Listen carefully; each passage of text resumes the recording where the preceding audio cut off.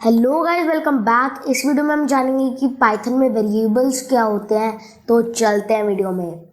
Guys, मेरी एक request है कि आप मेरे चैनल को, जो द कोडर गाय है, उसको सब्सक्राइब कर दीजिएगा और इस वीडियो को भी लाइक कर दीजिएगा, इस वीडियो को शेयर भी कर दीजिएगा।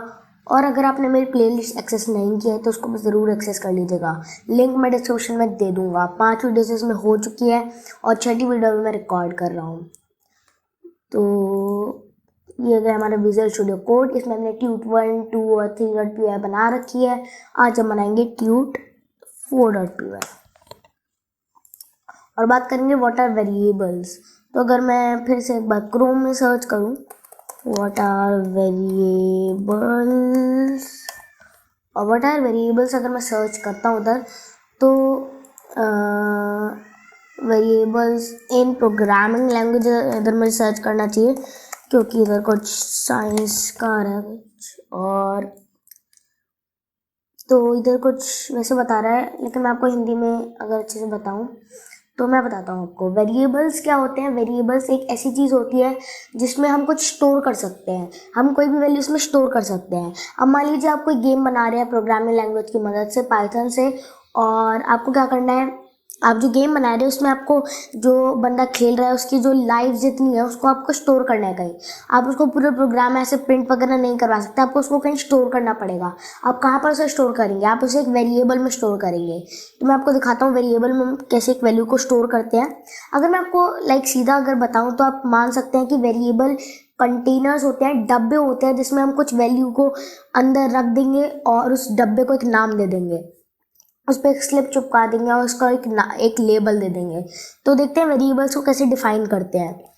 अब अगर आप किसी और प्रोग्रामिंग लैंग्वेज से इधर पाइथन सीखने आ रहे हैं तो आपको पता होगा कि और प्रोग्रामिंग लैंग्वेज में हमें लिखना पड़ता है इंट और फिर वेरिएबल का नाम और फिर ऐसे हमें लिखना पड़ता है। लेकिन पाइथन एक बहुत ईजी और पावरफुल लैंग्वेज है, तो बहुत ईजी है वो। उसका सिंटैक्स बहुत ईजी है। सिंटैक्स बोला जाए तो जो भी हम लिखते हैं उसका जो तरीका वो बहुत इजी है। तो मैं आपको बताता हूँ वेरिएबल कैसे डिफाइन करते हैं। सबसे पहले हमें वेरिएबल का नाम लिखना होता है। जैसे कि आप मैथ्स वगैरह में करते हैं एक्स वाई जेड, आप कुछ भी नाम देते हैं वेरिएबल, कुछ भी नाम दे सकते हैं वेरिएबल्स का। अब थोड़े नेमिंग रिस्ट्रिक्शन हैं हमारे वेरिएबल्स में, मैं आपको आगे बताऊँगा। आप लिखिए वेरिएबल का नाम। फॉर एग्जाम्पल अभी मैं वेरिएबल का नाम नेम दे देता हूँ, फिर आपको इक्वल साइन लगाना है ये वाला, और फिर आपको देना है कि वेरिएबल में आप क्या वैल्यू स्टोर करना चाहते हैं। इस केस में हम कुछ स्ट्रिंग स्टोर कर देते हैं, श्रेयांश स्टोर कर देते हैं। अब अगर हम रन करें इस प्रोग्राम को, और ये हो गया, और अगर हम इस प्रोग्राम को भी रन करते हैं और अगर इस प्रोग्राम को हम अभी रन करेंगे तो कुछ एरर नहीं आया और कुछ भी नहीं हुआ क्योंकि हमने कुछ प्रिंट नहीं करवाया। तो लेट्स प्रिंट इट। अब हम प्रिंट है तो हम प्रिंट में श्रेयांश नहीं लिखेंगे इस बार। अगर हम श्रेयांश लिख भी देते हैं और स्ट्रिंग में अगर हम श्रेयांश लिख देते हैं तो श्रेयांश प्रिंट हो जाएगा, कोई दिक्कत नहीं है, उसमें कोई नई बात नहीं है। लेकिन अगर हमें इस वेरिएबल को प्रिंट करवाना है तो हम क्या लिखेंगे? अगर हम इस वेरिएबल को प्रिंट करवाना है तो हम नेम लिख देंगे, इसके वेरिएबल का नाम लिखेंगे, और ठीक है। अब हम इसको स्ट्रिंग में नहीं लिखेंगे, हम इसको स्ट्रिंग के बाहर लिखेंगे। हम इसको ऐसे नहीं लिखेंगे वरना वो एज अ स्ट्रिंग ही प्रिंट हो जाएगा। हमें स्ट्रिंग को प्रिंट नहीं करवाना है, हमें जो वेरिएबल है उसको प्रिंट करवाना है। और अगर ऐसे लिखेंगे तो अगेन वेरिएबल का नाम प्रिंट नहीं होगा। वेरिएबल का नाम अगर हम देंगे एज अ प्रिंट फंक्शन को, अपने वेरिएबल का नाम देंगे तो जो वेरिएबल की वैल्यू है, इस केस में जो श्रेयांश है, एक स्ट्रिंग, वो हमें रिटर्न करेगा जो कि इसने हमें कर दिया है। तो ये होते हैं वेरिएबल्स। हम कोई भी वैल्यू दे सकते हैं और हम कितनी भी वैल्यूज हम दे सकते हैं। लाइक एज इक्वल टू 45 अगर हम करें और अगर प्रिंट एज करें तो देखिए इधर श्रेयांश और 45 आ चुका है। आप ये भी कर सकते हैं जैसे कि x इक्वल टू आपने 2 करा, y इक्वल टू आपने 3 करा और आपने लिख दिया z इक्वल टू 5, नहीं z equal to x plus y. ठीक है, ऑपरेटर्स के बारे में मैंने आपको बता दिया था। अगर आपने नहीं देखी वीडियो तो ज़रूर देख लीजिएगा। ये क्या using Python as a calculator. और अब अगर मैं प्रिंट करता हूँ z को तो ये हमें कुछ दिखाएगा, 5 दिखा दिया इसने हमें, क्योंकि 2 + 3 5 होता है। ऐसे हम बाकी सारे ऑपरेशन भी कर सकते हैं जो मैंने आपको पिछली वीडियो में बताए थे। ये इस वाली वीडियो में वो वाले सारे जो भी ऑपरेशन है वो सारे आप कर सकते हैं, ठीक है। फिर अब आपको थोड़ी सी फैक्ट्स वगैरह बताऊंगा वेरिएबल्स के बारे में। सबसे पहले हम बताऊंगा कि आपने अगर सुना होगा कहीं पाइथन को एक डायनामिक प्रोग्रामिंग लैंग्वेज कहा जाता है। मैं आपको बताता हूँ क्यों कहा जाता है, उसका मतलब क्या होता है। देखिए, हमने जैसे कोई वेरिएबल डिफाइन कर दिया 4x, ठीक है, तो हम उसको बाद में अगर चेंज करना चाहें तो किसी से प्रोग्रामिंग लैंग्वेज में एरर देता है, हम उसको बाद में चेंज नहीं कर सकते। जैसे कि x = 4 है, हम प्रिंट करेंगे x को, ठीक है, हमने प्रिंट किया x को, x प्रिंट हो गया 4, ठीक है। अब इधर और इधर अगर मैं लिखूं फिर x = 5 और x = 5, अब अगर मैं प्रिंट करता हूँ x को, अब अगर मैं प्रिंट करता हूँ x को, तो देखिए इधर क्या आएगा, जो इधर 5 ही आएगा। किसी किसी प्रोग्रामिंग लैंग्वेज में एरर दे देता है कि हम जो हमारा वेरिएबल डिफाइन कर दिया उसको हम वापस नहीं चेंज कर सकते, लेकिन पाइथन में हम कर सकते हैं। That's why it's called a dynamic programming language.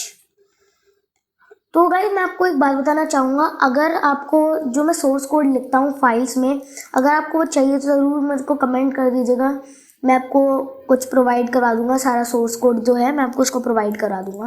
अगर आपको चाहिए तो ज़रूर कमेंट कर दीजिएगा। और अब मैं आपको बताता हूँ, कुछ हमारे पास रिस्ट्रिक्शन होती हैं और कुछ हमारे पासे कन्वेंशंस होती हैं। सबसे पहले तो रिस्ट्रिक्शंस और कन्वेंशंस में फ़र्क जो है वो जान लेते हैं। तो अगर मैं इधर लिखता हूँ ये restrictions versus conventions,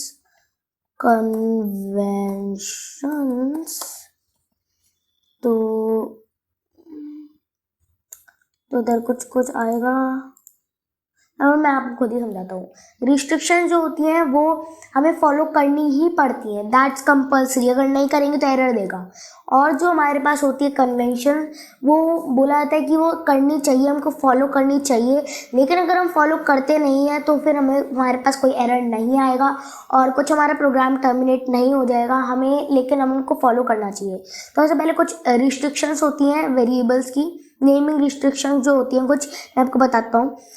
आप जैसे फर्स्ट जो है, आप अपने वेरिएबल के नाम में कोई स्पेशल कैरेक्टर नहीं रख सकते। मैं ऐसे नहीं रख सकता नेम और मैंने उसके इधर दे दिया नेम $= श्रेयांश, ऐसे मैं नहीं लिख सकता, दिस इज रॉन्ग। और अगर मैं आपको करके भी दिखाऊं, ठीक है, अगर मैं आपको करके दिखाऊं ये, तो इधर इनवैलिड सिंटेक्स का एरर आ गया है। इनवैलिड सिंटेक्स क्या होता है, जो हमने सिंटेक्स लिखा है वो गलत है, ठीक है। और देखिए इधर गलत आ चुका है ये, या इसको मिटाते हैं, नहीं इसको कमेंट आउट कर देते हैं, बाकी वरना हमारे बाकी का प्रोग्राम नहीं चलेगा। और गाइस अगर आपको नहीं पता है कि विजुअल स्टूडियो कोड में हम कमेंट कैसे करते हैं एक लाइन को, जैसे कि ये लाइन थी, मैं इसको कमेंट कर दिया एक शॉर्टकट की दबा के, उसका नाम है कंट्रोल और स्लैश, ये वाला स्लैश, कंट्रोल और कंट्रोल प्लस ये वाला। अगर मैं आपको दिखाऊं भी एक बार कीबोर्ड शॉर्टकट में, जल्दी बहुत जल्दी दिखाऊंगा। और कमेंट इधर मैं सर्च करता हूँ अगर, तो ये आ गया toggle line comment control plus slash, ठीक है। अरे हाँ, हट चुका है, कंट्रोल प्लस स्लैश हो जाएगा, आप कर लीजिएगा। इसको मैं कमेंट आउट कर देता हूँ। और आप मल्टीपल लाइंस को भी एक साथ कमेंट आउट कर सकते हैं, एक बार मैं आपको दिखा देता हूँ।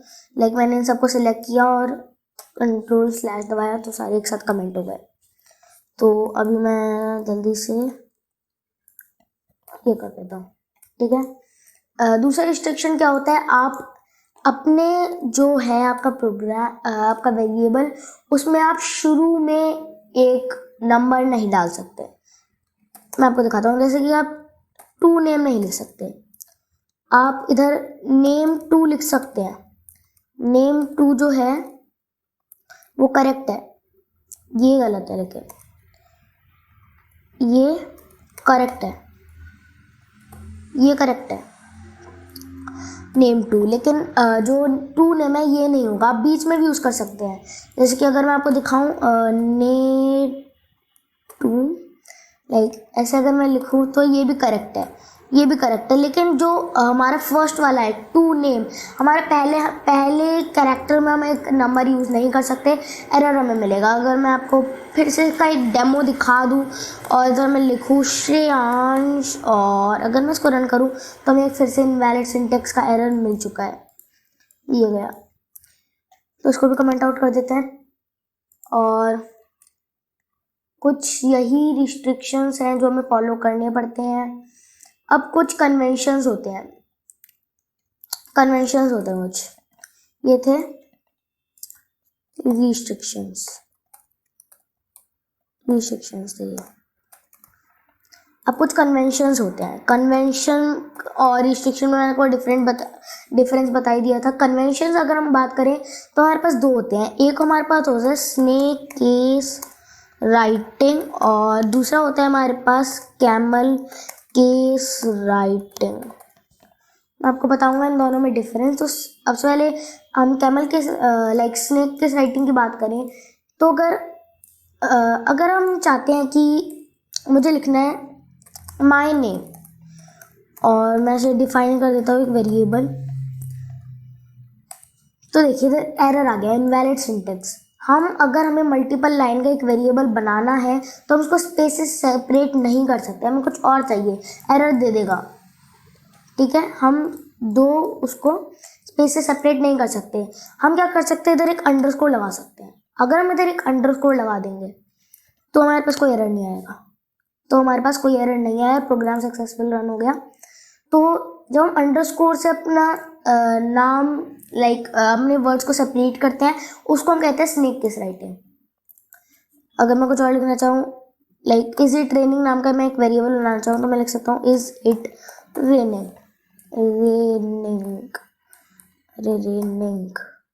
तो ये है, ठीक है, अभी भी कोई एरर नहीं आएगा। कितने चाहे आप वर्ड्स उसमें सेपरेट कर सकते हैं।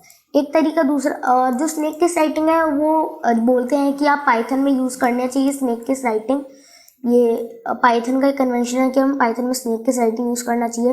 एक कैमल केस राइटिंग होता है, उसको भी आप पाइथन में यूज़ कर सकते हैं, लेकिन वो जावा वगैरह या फिर C++ वगैरह उसके लिए ज़्यादा रिकमेंडेड होती है। फिर मैं आपको बताता हूँ। अब जैसे हमें इजी ट्रेनिंग का था, उसको हमें वापस उसके वर्ड्स को सेपरेट करना है तो हम ऐसे लिख सकते हैं is it raining is equal to no. तो इसमें क्या हुआ, जो पहला वर्ड है उसका जो पहला लेटर है वो तो स्मॉल ही रहेगा, ये हमारा पहला वर्ड हो गया इज।